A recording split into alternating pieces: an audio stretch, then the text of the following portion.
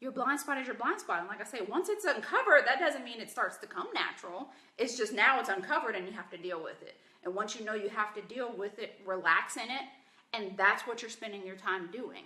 Because if you spent enough time mastering the other phases, then that means that it's not hard for you to keep up the habits that were built in. That's the reason why you want to master them. Because then when you have to turn your attention to something new, these other things, they're already happening. So you don't have to worry about them. You don't have to keep focusing on, okay, and then I gotta eat that, and then I need to work out, and I need to, because all of those things are already second nature.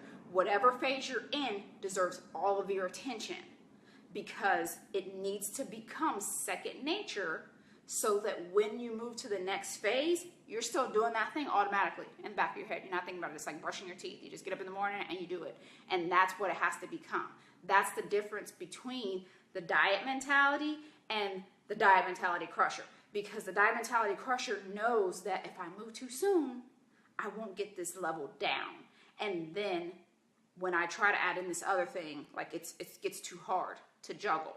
But in order for it to actually be a lifestyle, you have to really work to get those things down. And like I say, when we go on diets, we change a bunch of things all at once, but you can't keep them all up because it's just too many. Change research shows that change happens one at a time. When people try to add 2 changes at a time, it cuts their chances of keeping either change by more than half. So in order to have the highest success rate, which is already only like 80%, you need to only change one thing, which means you have to be firmly rooted in it before adding the next thing. Otherwise, if you add the next thing too soon, you're technically changing 2 things. So that's something that I would suggest for you is if you just realize that macros are your blind spot, then that's it. You plant your feet in the macro phase and you stay there till the cows come home. You work on getting in that protein, and when you got it down, when you can go a day, 2 days, 3 days without even logging and still nail your protein, if you can go all day long and then punch it in at the end of the day just to check, and you're like, ooh, nailed it, that's when you know that it's become second nature. It's just a part of what you do. People in my life think I love protein. No, I don't.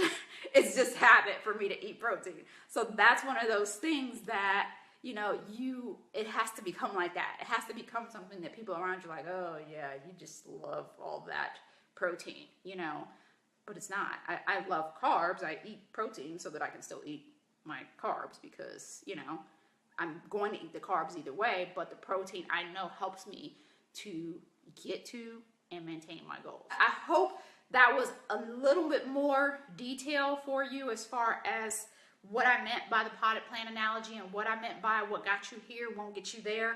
Because once you get to that point, if you're not willing to change and you're thinking like, I'll just keep doing the same thing, that doesn't necessarily mean that it's going to get you to the next level. Typically, when it's time to get to the next level, you have to add in the next thing. But that doesn't mean that you need to do it too soon, because just like the potted plant, if it had to go from a pod to a cup to a container to into the ground, then you still have to take those same steps. Because if it goes straight from that little bitty pea pot thing that you put it in, a little moss pot, if it goes straight from there and into the ground, it's probably going to die. It's not going to survive. So that's what you do not want to do to yourself. You don't want to repot yourself before it's time, because it's too much. The elements are too much for you to survive, and you're going to feel so completely overwhelmed.